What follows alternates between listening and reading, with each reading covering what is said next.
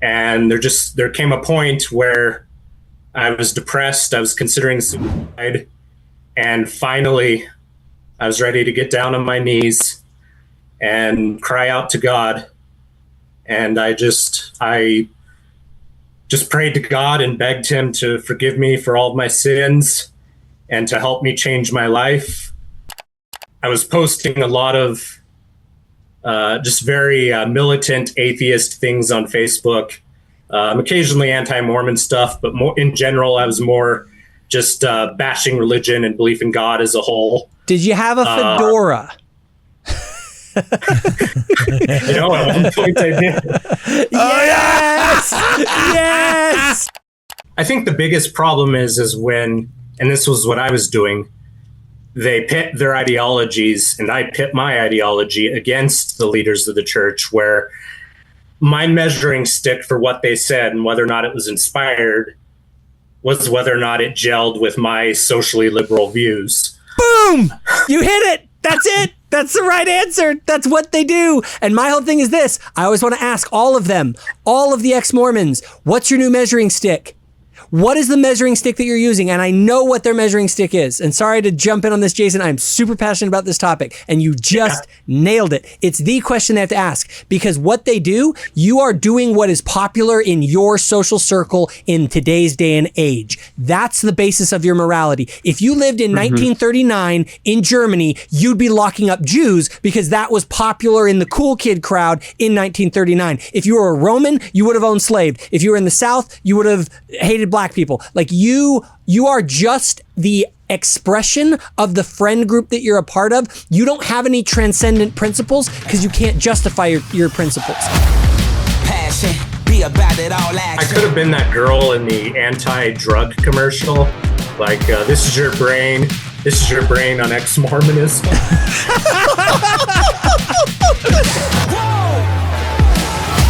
Are you offering detransitioner classes now, like spiritual detransitioner classes? See, we tend to think that we're driven intellectually, when in reality, we're driven so much by spiritual forces. Actually, at first, I went to the Community of Christ because I really did not want to rejoin the Salt Lake Church. Interesting. Do you feel like mentally you were more healthy in the church, mentally you were more healthy out of it? Like, just walk us through that. My mental health is orders of magnitude better. This video is brought to you by ScriptureNotes.com. For a free trial to Scripture Notes, please make sure you check out the link in the description. Welcome, ladies and gentlemen, back to Word Radio. I'm your host, Cardinellis. Today I'm joined in the studio by none other than Jacob Hansen of Thoughtful Faith, as well as via Zoom by none other than Luke Hansen, as well as our new friend Jason, who apparently put the toxic in Toxic Ex-Mormon and used to even make anti-Mormon Ex-Mormon videos, but apparently he's back. This is wild. Like, Luke, you find the darndest friends, buddy. You know what I'm saying?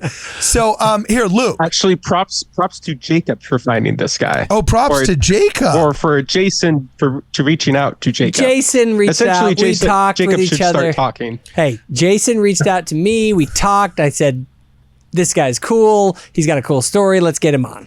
Okay, so Jason, the only thing I've seen of you is the government protecting and serving the S out of you as a screenshot from your video, bro.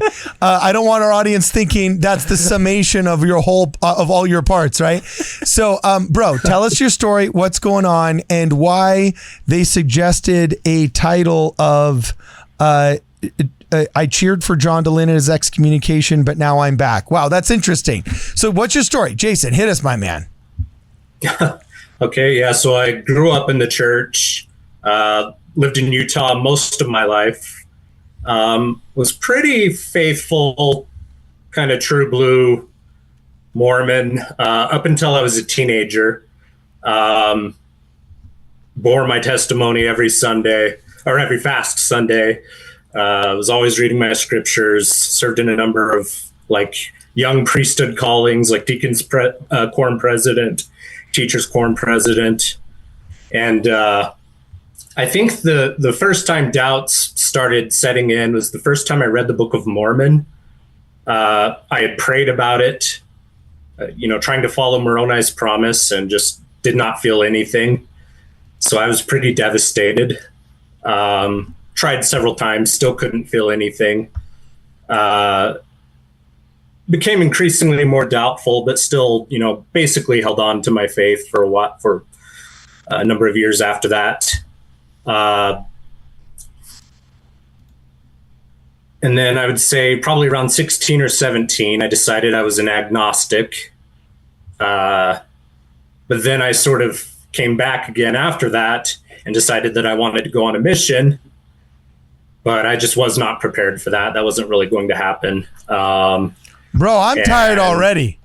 Like, whoa, this is too much drama for me, man. But wow, this is crazy. Okay, keep going.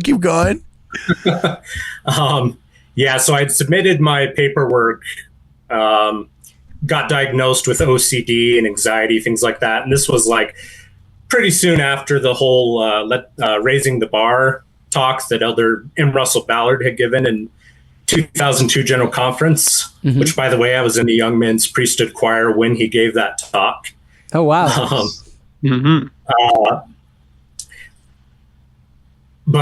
I was diagnosed with OCD and anxiety. Had some other things going on. Wasn't really financially prepared either.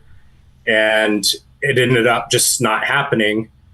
And that kind of took a little bit of a chip at my faith. I'd also, around that same time, I'd started kind of reading into LDS history. I wasn't really initially all that bothered by the history per se. I'd started out reading Rough Stone Rolling by Richard Bushman, read Fawn Brody's No Man Knows My History, things like that. But I was experiencing a lot of personal frustration and just about how things were going in my life, how it didn't look like I was going to go on a mission. So around that same time, I discovered John Deline's podcast and started listening to him. And well, that probably helped.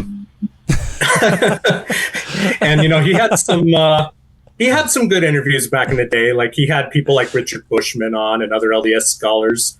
But then it just became increasingly like much more about all of the people who are doubting or on the way out of the church or already out of the church, like just kind of this big venting space. And that kind of poured fuel on the fire of some of the resentments and frustrations that I was already having, which I'm fully responsible for. I don't blame John Deline for that exactly. Listening to his podcast definitely didn't help the doubts and frustrations that I was already having. Isn't it funny how that happens? Isn't that funny how that happens, though? We kind of can feed what we want to feed, right? If we want to feed the side of us that's resentful and angry, it's sort of, not to get too Star Wars on us, but it's sort of like, you give in to that side of you that is angry and resentful. And it's giving a bottle to the rage baby. Yeah, totally. And that doesn't lead us to healthy places. But continue. Yeah, I'm all about cliche Star Wars metaphors in the context of the gospel. Awesome. Let's see. So where was I? Listening to John Deline a lot.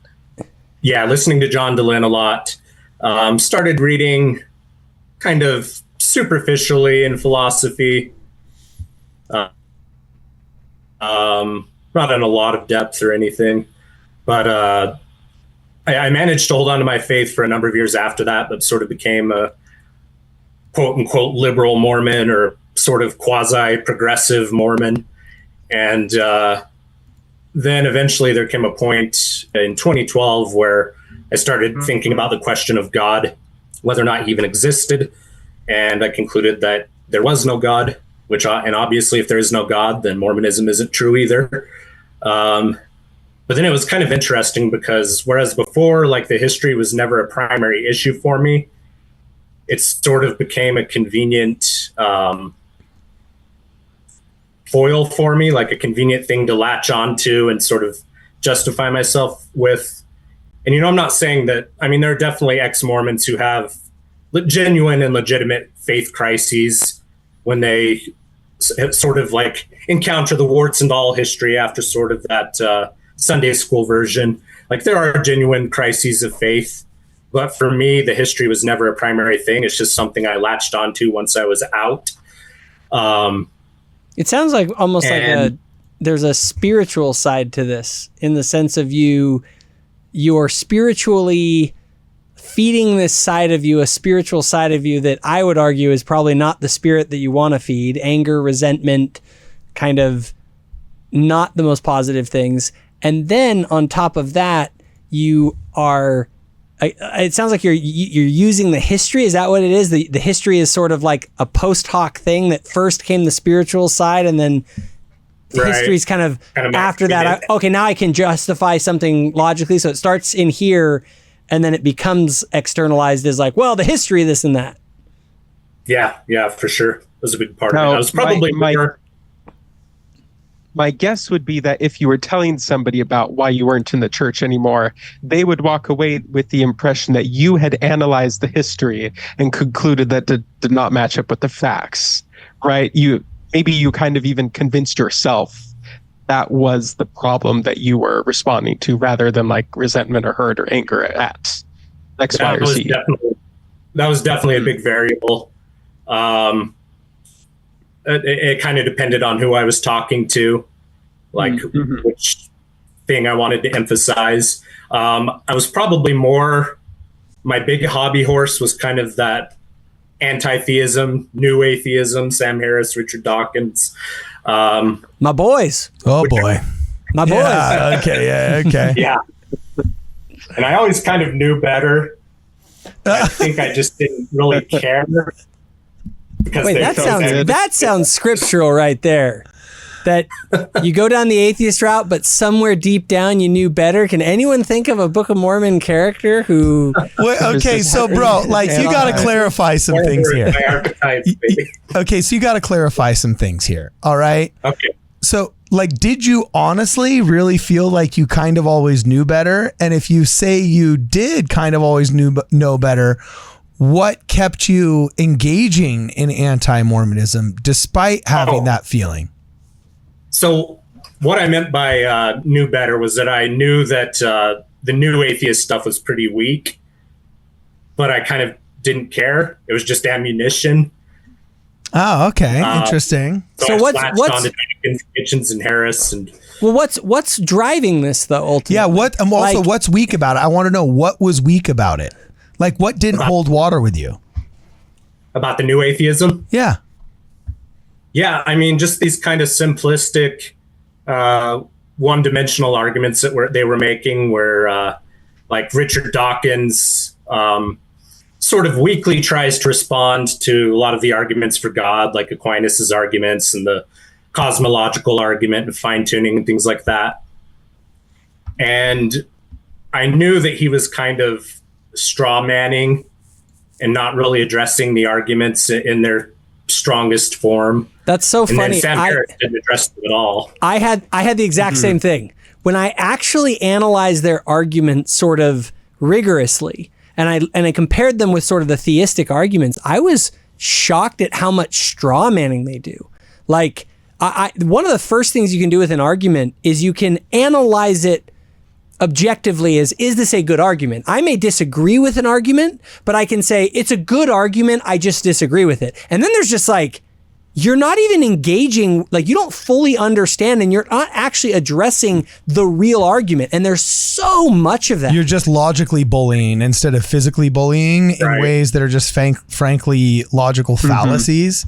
And so it's just a different type of bullying it's intellectual bullying instead of physical bullying. And when you start to recognize that, it sounds, Jason, at least it was for me, I had kind of a similar experience earlier than you, where I began to analyze the new atheist arguments, and I just started realizing, like, these guys aren't all that in a bag of potato chips. Like, they actually aren't that smart, and their arguments aren't that good. And then I began to realize, well, if they posit themselves as sort of like, we're the smart kids. And if they're not the smartest ones, if they aren't the fount of wisdom here, you start to go, well, who makes better arguments to help explain the nature of reality and existence and all of that? And then you start to go and encounter that there's this incredible intellectual tradition within theistic thought that's very powerful and has Definitely. a lot of explanatory power. And so for me, I kind of echo what you're saying. I went down a very similar path where I began to realize that these guys are a lot weaker than I thought. Okay, Luke. Just to give a specific example of something we might be talking about here. Recently, Richard Dawkins was kind of asked, okay, what about this complexity of life question? Like, where did life come from? By an atheist, Alex O'Connor. And Richard Dawkins basically said, oh, Darwin solved the big question hundreds of years ago. We already have evolution. We're just filling in the details now. I don't know why we're still talking about this. And the reason why that's a big problem is because evolution just explains how speciation happens, how one species might turn into another species over time. That does not solve how does life come from non-life, how does matter come from non-matter, and how does consciousness come from non-consciousness. It does no work towards solving those three things, and Dawkins is out here, even still today, acting as if we've gotten all the answers from the science. And he could just be honest. All he has to say is, we don't know. But when that's why I started to lose trust in these guys, because I realized you guys aren't being kind of honest, objective actors. You guys are pushing a very specific agenda rather than really trying to figure out the mystery of this crazy thing of our own existence.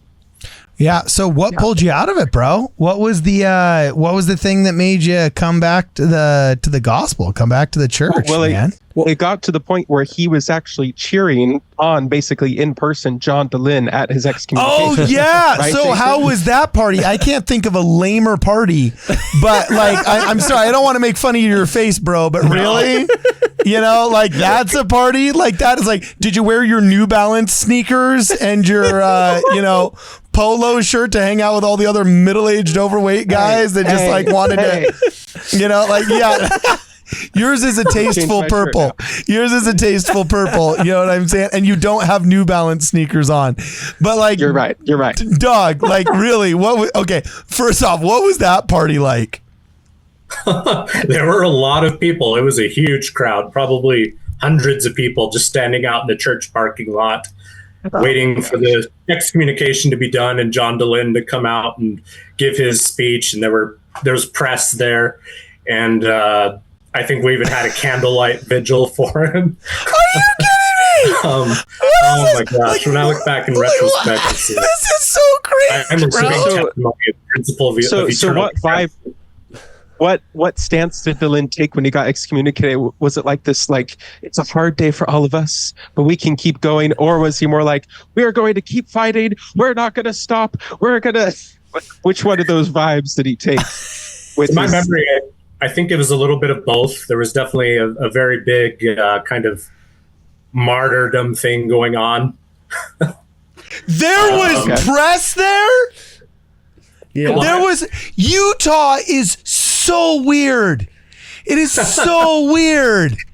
If I got excommunicated, I would walk out of that church building and the best thing I might find is a homeless man who asks me for like $5, Here dude. in California, you will find a homeless man. Like seriously, there was a party and press there for an excommunication party, although that does make sense. I've seen like weird things get posted on Facebook and on Twitter where like, just like people say just married, there was like this guy that in shoe polish put on his car just excommunicated. I'm like, man, gosh. this is just so cringe. Like this is... I'm not sure if it was more of a... What'd you say? Sorry. I was just going to say, I'm not sure if it was more of a party or a wake. yeah. or a wake? A wake, a funeral. Somebody's never been to Ireland. Jeez. All right, dude. For real. So, wow. Holy smoke. So wait, did you cheer? What did you do, bro? Did you cry? Did you?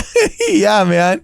Was your hero like defeated or what? Because I was glad that he wasn't a member of the church anymore at that point. Okay. At the same We're time, out at this point now, right? Yeah, I'd been out for at least 2 or 3 years. So why were you, if you had left the church, why were you upset that someone is being excommunicated from? Isn't that a good move? It's a very good question. I think in my case, I wasn't really upset as I was here's my confirmation that the church I left is a cult. Well, it's so strange to me because I believe this. I believe that the reason people want people like John DeLynn and those that are like him to remain in the church is because they can then begin to influence the church and secularize it and move it in the direction that the people that hate the church want it to go. Right. So I'm just curious. So what was fascinating. I'm sorry.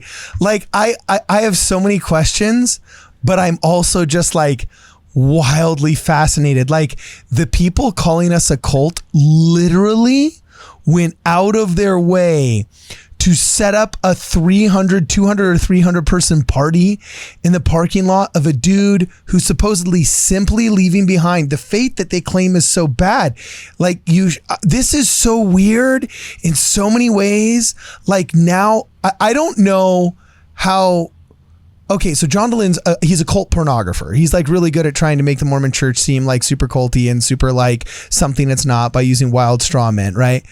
But like, I can see why people look at with fascination upon this, because like anybody that thinks Mormons are a cult probably did not see John DeLynn's freaking excommunication party. Like that sounds so much more cultish than like in a million years. I mean, a candlelight vigil.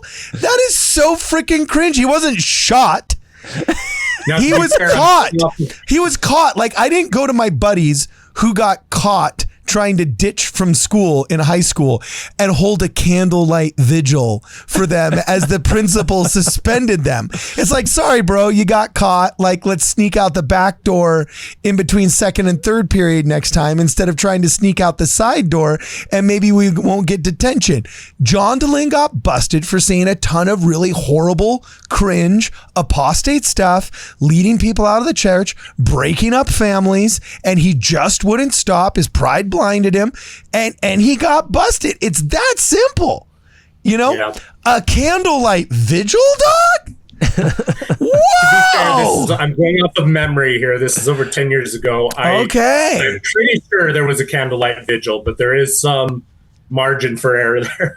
But if not a vigil in person, in spirit, right? Okay, cool. Spirit, if not physically, but I think there was. What was your reaction to it all then? Kind of in general, and why? So you were upset that he was leaving the church, but why? Like, what was going through your head? I was. I think my attitude was more of I want to go show solidarity with all these people and John DeLynn. Solidarity with those who are guilty of a wholesome upbringing. It is so horrible. There is starvation. There is gang violence. There is rape and there is murder, but we will hold a vigil for the man busted. This is so hashtag first world problems. I cannot believe it. Like my Los Angelino mind is just exploding right now. It's like, I love this. I'm sorry. I'm not going to interrupt you again. Oh my gosh, this is blowing my mind. Okay, keep going. Well, I was sort of, I could have been that girl in the anti-drug commercial. Like, this is your brain. This is your brain on Ex-Mormonism. That's going in the intro. That's a good one. Write that down. Okay, dude. All right. And why? Why do you say, what was the drug of Ex-Mormonism doing to you that now you feel was, and I should say Ex-Mormon anti-Mormonism, not just Ex-Mormonism at large. What do you feel that was doing that had kind of like a drug-like effect that maybe didn't make you think clearly? Yeah, it's almost kind of hard to look back retrospectively and know exactly what I was thinking. There was definitely a lot of anger and frustration, which is very common among people who leave the church. And I think when I try to put my finger now on why I was so angry and frustrated, like, I think it was because there were so many, where I was at then, it seemed to me there were so many crushed dreams that I had within the context of the gospel. Like I thought I was supposed to go out on this 2-year mission that was going to be very successful, as my patriarchal blessing talked about. I wasn't prepared, so that didn't happen. But of course, there's a lot of self-deception going on where I'm telling myself that, just kind of exonerating myself of all the blame for that not happening. And there were some big challenges there for sure. This is the spirit of Cain that you hear about Jordan Peterson talk about. It's this idea of when things aren't going right in your life, you have two different ways you can react to it. You can say, what do I need to change in me? Or you can get angry and resentful. And I say that as a spirit, not to like, I mean, we all have this to some extent. Obviously, in your case, I feel like it got to that point that it really got to you. But I think we all need to be mindful of that spirit. Because it sounds to me like this is, and I think people do that.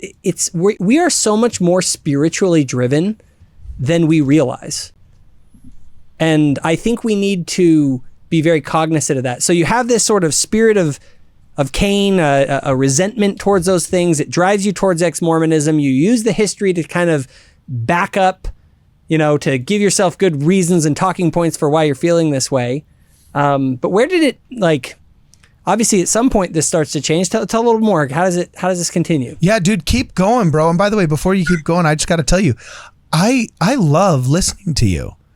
Like the humility you have of just saying, yeah, I was this way, and well, I was probably wrong, and I was probably self-deceiving, and so on and so forth. Like that's actually a beautiful thing to hear. I envy this about you. I wish I could just so openly and honestly recognize my own flaws and then just say them in an open forum. Like, yeah, I was feeding a rage baby. You know what I'm saying? It's like, wow, geez, man, this is incredible. So, yeah, keep going, dude. Yeah. So you're in the vigil. Just keep going. I am nothing if not a testimony of the principle of eternal progression. Okay, so anyway, yeah, keep going. Let's see. So had gone to John DeLynne's Excommunication. Gradually over the years, I was posting a lot of just very militant atheist things on Facebook. Occasionally anti-Mormon stuff, but more in general, I was more just bashing religion and belief in God as a whole. Did you have a fedora? At one point I did. Yes! Yes! The fedora atheist! It was the pause before he answered. It was like, oh, here we go. That's fantastic. But I got a lot of pushback naturally. Got a lot of people angry at me. Had religious friends who became very alienated from me.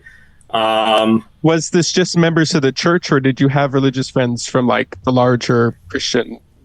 I think at that time, I think it was mainly members of the church, but there were actually even a few fellow atheists who were very annoyed with me. Atheists who were a little above that kind of new atheist thing. But and at the time, in your brain, were you like, yeah, I'm being a little aggressive with this and it's pushing them away? Or were you kind of in this, they're the problem and they're not recognizing what I'm trying to share with them? A little of both. Mindset. A little of both, but predominantly the latter. Definitely self-justifying. Is there anybody now that you feel is broadcasting ex-Mormon, anti-Mormon content that is where you were? Melissa Grenfell. Sorry. It just had a little bit is there anybody in the ex-Mormon, anti-Mormon space? Girls Camp Podcast, Alyssa Grenfell, John DeLynne, RFM, Bill Reels, Elf on the Shelf, the whole ecosystem going against the church. Is there anybody that you feel that is broadcasting ex-Mormon, anti-Mormon content right now that was in the place emotionally that you speak of? I would say John DeLynne, definitely. Wow. I very much relate to John DeLynne in how I was at that time. Interesting. Okay. I read a post in his YouTube feed about a month ago. Which I put in the Discord. Yes. Yeah, and it looked very much like something I would have posted on Facebook. Oh, really? Okay, I'll look it up right now. You say you put in the Discord? I'm going to look it up right now. Now, while you're looking it up, I got it here. You were telling me you haven't really even followed John Dehlin for like, what, 3 years now, 4 years now? Yeah, it's definitely been quite a few years, maybe several. Okay. You've gotten out of the phase a while ago. Yeah. Okay, so Luke, tell us why this post is relevant. I got it up on the screen for everybody watching right now. So Jason directed me to this post, and I'll just read it here for the people who might just be listening. This is from Mormon Stories Podcast. So John Dehlin has a YouTube community post, and he says, "It is common for journalists or never Mormons to ask me, how can the religion that created David Archuleta and the Osmonds also create so many grisly true crime stories?" Okay. My response: if you are taught that ... you are one of God's chosen children on the earth, your feelings and thoughts are or can be direct communication from God. In the first few pages of your holiest scripture, the Book of Mormon, one of God's holiest prophets, was commanded by God to chop off another man's head. In righteousness, quote, "For it is better that one man should perish than a nation should dwindle in unbelief." Next quote: "God's holiest prophet of this generation, Joseph Smith, was spiritually justified in threatening, marrying, and having sex with over 30 women." Fact check on that. We don't have data. Yeah, this is all garbage. But same as young as 14, including sister pairs and mother-daughter pairs and women who are already married. Even the most minor sexual transgressions are sin next to murder in severity. No, that one's not true either. Leading to massive sexual repression and shame. Billions of evil spirits are all around us, trying to tempt us, or rather tempt other people we don't like to do evil. I don't remember being taught that explicitly. Righteousness, Mormons can communicate with the dead. Mormons can communicate with the dead. Interesting. Righteous Mormon men are given priesthood power to communicate God's will through blessings, cure the sick, move mountains, raise the dead. Righteous Mormons are destined to become gods and goddesses in the next life. Obedience to spiritual authority. Jesus is coming any day now, so we need to be prepared and be super righteous. So how much does this life matter anyway if he's coming so soon? Nobody's ever said that. Oh, and by the way, one of us will be the Davidic servant, or one mighty and strong to usher in Jesus' second coming. That's not something that gets. That's literally like nobody knows what that is. I could ask 99. Patriarchy. Added heaps of patriarchal sexual repression, which he already talked about, so he's just repeating himself here. With all of these teachings, how could Mormonism not create the likes of Lori Vallow, Chad Daybell, Tim Ballard, Jody Hildebrandt, Ruby Franke, Warren Jeffs, Laffrey Brothers, Mark Hoffman, etc.? So he goes through 4 decades of Mormon true crime stories and only can come up with about 6 people out of a population of now 17 million over the past 4 decades. So obviously there's this huge problem of the doctrine of trying to be righteous to the commandments of not murdering each other or lying. I've never,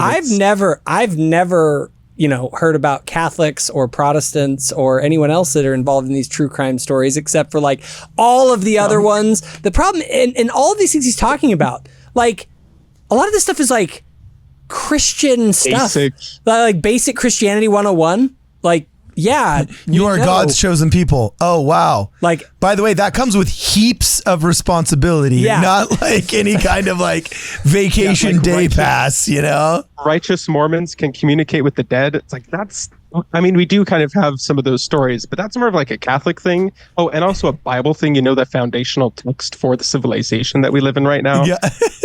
So anyways, this is not supposed to be a debunk of a John Dehlin post, but Jason, you were saying that this was you 5 years ago or something. Were you that bad? Like, Jason, were you this asinine? I'm sorry. Did you? Us a video, actually. Really? Yeah. Oh, is this the terrorism video where it looks like you're about to justify some kind of... We've promised we're going to go easy on Jason and we're not going to watch the whole thing. Okay.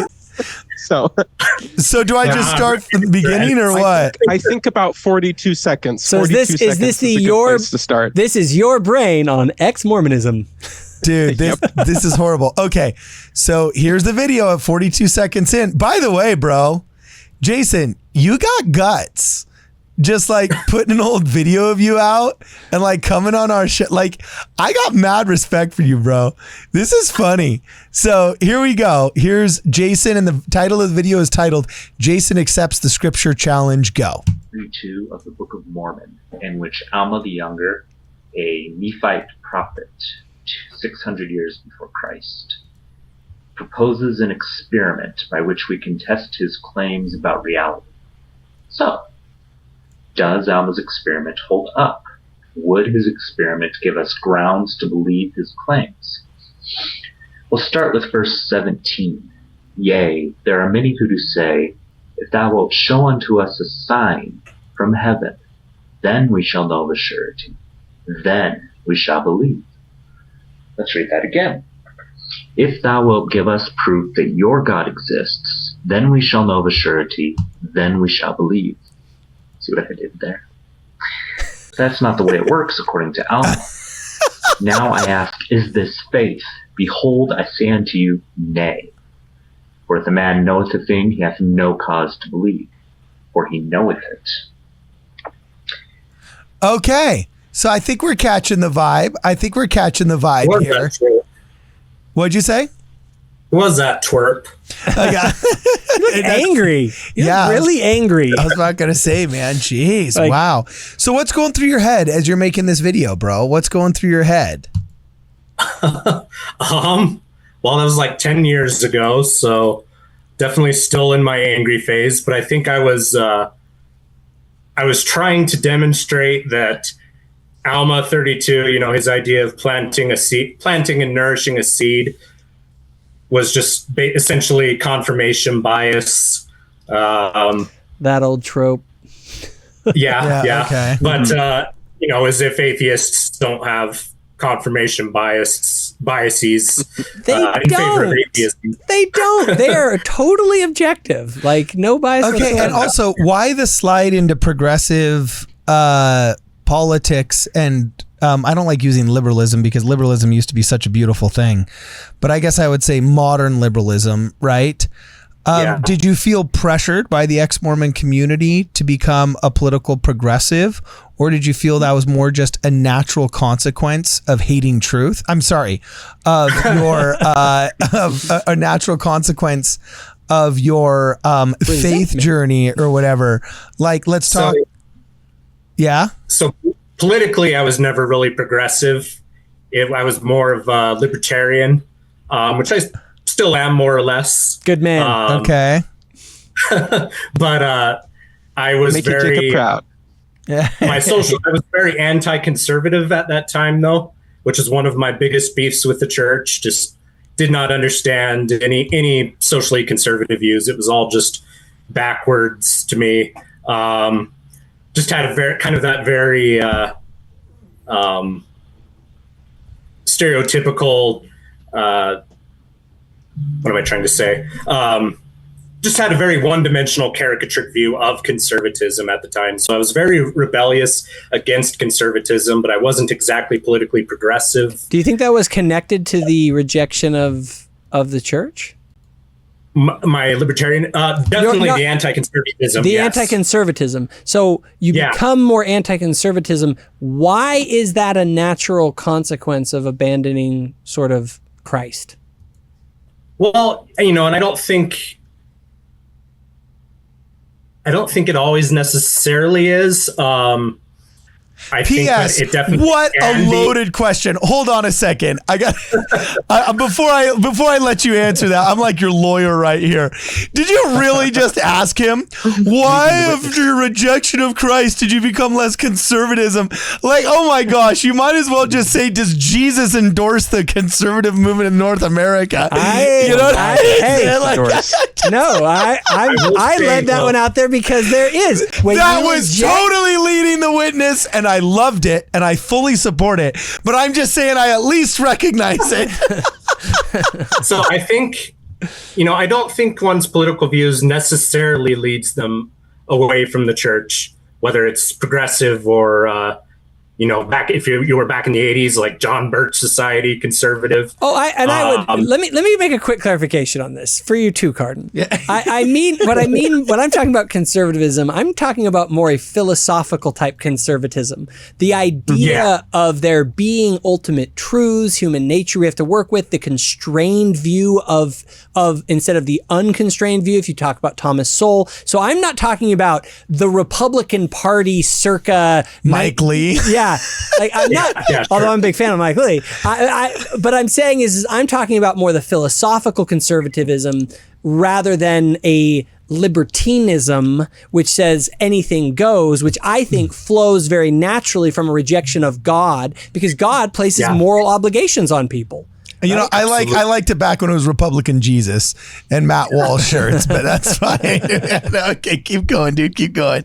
So I think the biggest problem is when, and this was what I was doing, they pit their ideologies and I pit my ideology against the leaders of the church, where my measuring stick for what they said and whether or not it was inspired was whether or not it gelled with my socially liberal views. Boom! You hit it! That's it! That's the right answer. That's what they do. And my whole thing is this. I always want to ask all of them, all of the ex-Mormons, what's your new measuring stick? What is the measuring stick that you're using? And I know what their measuring stick is. And sorry to jump in on this, Jason. I'm super passionate about this topic. And you just nailed it. It's the question they have to ask. Because what they do, you are doing what is popular in your social circle in today's day and age. That's the basis of your morality. If you lived in 1939 in Germany, you'd be locking up Jews because that was popular in the cool kid crowd in 1939. If you were a Roman, you would have owned slaves. If you were in the South, you would have hated black people. Like you are just the expression of the friend group that you're a part of. You don't have any transcendent principles because you can't justify your principles. And so my thing is that once ex-Mormons, I think, and people in general realize what is the basis of your worldview. And if you don't have a transcendent way to ground what you believe in, then you're just going with the crowd that's popular, and you would have gone with the crowd wherever you would have been in history.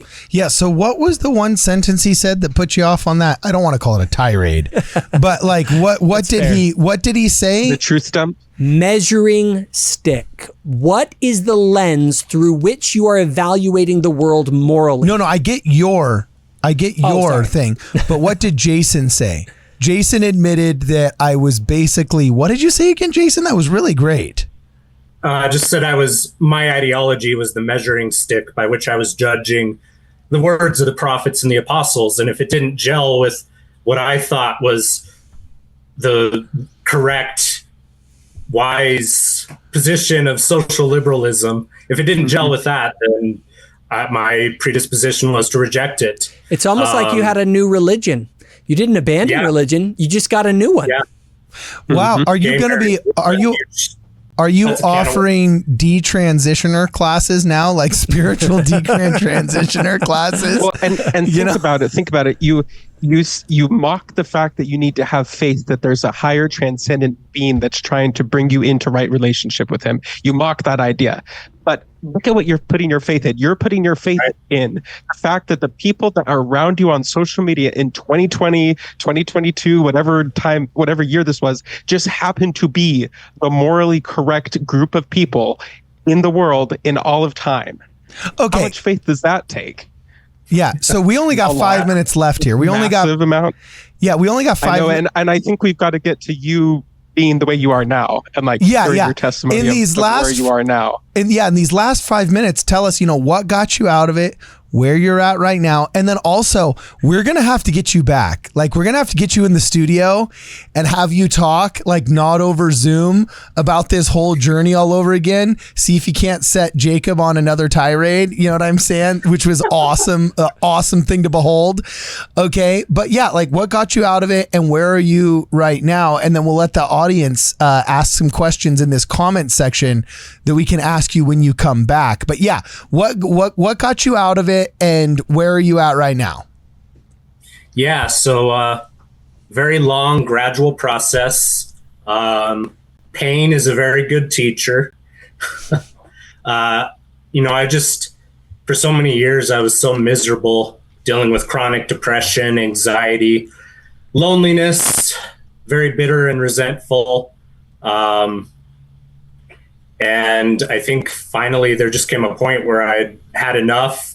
I did sort of, so I'm the kind of person who will like kind of latch on to these special interests. I believe myself to be on the spectrum, and this is a very spectrum-y thing, but I developed this sort of special interest, hyper focus in LDS thought, LDS history, LDS scholarship again. So that there was that.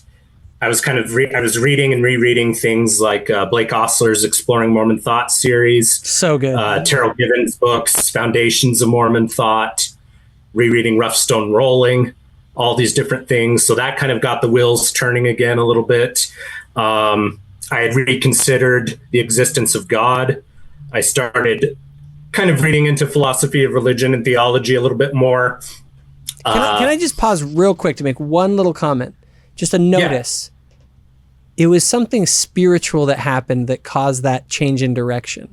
It was it was something experiential that happened. See, we tend to think that we're driven intellectually, when in reality, we're driven so much by spiritual forces, and we can allow certain spiritual forces into our life that drive us in positive or in negative directions. I just want to make that point. So back to what you're saying, you're getting back into the LDS thought. Continue. Absolutely. Yeah, that was basically, I forget who said it. I'm afraid of butchering the quote, but someone said something to this effect. But like the intellectual side of it gave me a context within which faith could flourish and grow. Love that. So as I was kind of reading and studying and reconsidering the church, as well as arguments for God, looking at fine tuning and the cosmological argument, things like that. And also just being in this miserable place where nothing was going right for me. Nothing I had done anything to make my life better. And there came a point where I was depressed. I was considering suicide. And finally, I was ready to get down on my knees and cry out to God.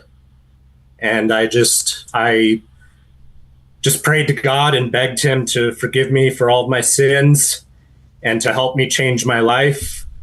And I felt so unworthy of that. I felt like such a hypocrite. I did not think that I was entitled to go and ask God for anything. But I did anyway, because I was so desperate. And it was just like this spirit of love and light and peace just washed through my body. And I knew that I had been forgiven, and that Jesus Christ was my savior. And that kind of led me to start rereading the Book of Mormon and the scriptures. And I started going back to church, decided I wanted to be baptized. Actually, at first I went to the Community of Christ because I really did not want to rejoin the Salt Lake Church. Interesting. So I went to like one Community of Christ service, asked them about their views on Joseph Smith. They told me that Joseph Smith, they don't really talk about him that much because he triggers them. So at that point I was like, okay, maybe this is Okay. So I started back in Salt Lake. Okay, this is my last question for you. And bro, we are going to have you back, dog. We're 100% going to have you back. If we didn't have to bounce right now in order to record a live stream, like I would totally just keep talking with you. Really fast, and you can make this question brief. Or you don't even have to answer it if you don't feel like you've got a good answer or you want to answer it. But your mental health, how do you feel it was in and out of the church? Do you feel like mentally you were more healthy in the church, you were more healthy out of it? Like, just walk us through that.